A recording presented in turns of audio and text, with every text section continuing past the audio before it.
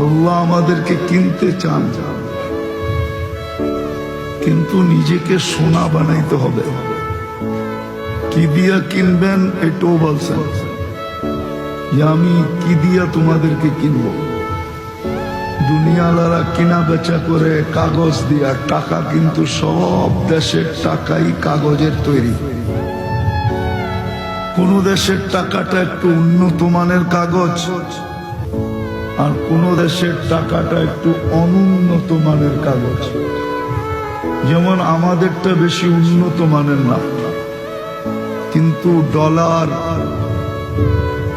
Pound, euro এগুলো একটু উন্নত মানের কাগজ, কিন্তু সবই কাগজ।